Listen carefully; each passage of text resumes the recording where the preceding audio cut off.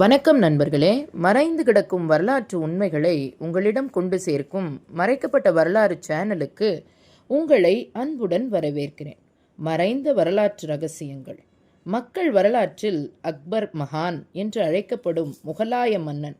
அவரை பற்றி நாம் பொதுவாக கேள்விப்படுவது தாராளம், நீதி, பீர்பால் ஸ்டோரிஸ். ஆனால் அவர் வாழ்க்கையில் பல மறைக்கப்பட்ட உண்மைகள் உள்ளன. இன்றைக்கு நாம் பார்க்க போவது அக்பர் மன்னனின் மறைந்த ரகசியங்கள்.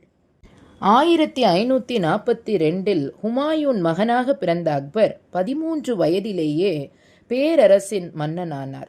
ஆரம்பத்தில் அதிகாரம் முழுவதும் பைராம் கான் கைக்கு சென்றது. அதன் பின் அக்பர் தனது வீரத்தாலும் புத்திசாலித்தனத்தாலும் முகல் எம்பையராக வலுப்படுத்தினார்.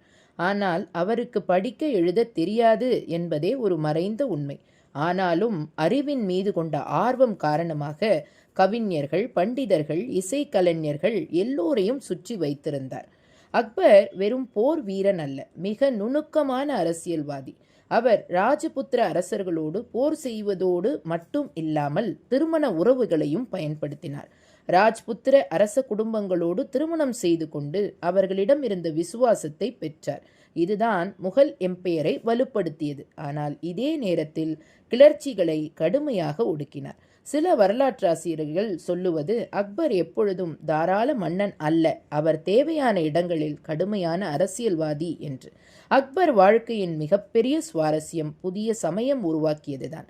அவர் அனைத்து மதங்களையும் ஒன்று சேர்த்து தின் இலாஹி என்ற சமயத்தை ஆரம்பித்தார்.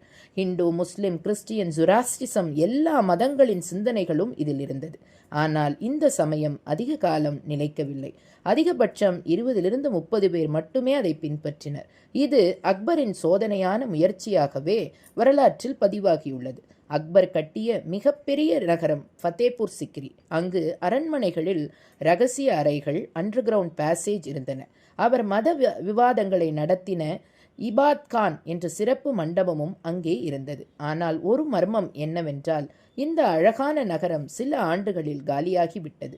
ஏன் அந்த நகரம் திடீரென கைவிடப்பட்டது என்ற கேள்விக்கு இன்னும் உறுதியான பதில் கிடைக்கவில்லை. சிலர் சொல்லுவது நீரின் பற்றாக்குறை, சிலர் அரசியல் காரணம். இதுவே ஃபத்தேபூர் சிக்ரியை ஒரு கோஸ்ட் சிட்டியை போல் ஆக்கியது.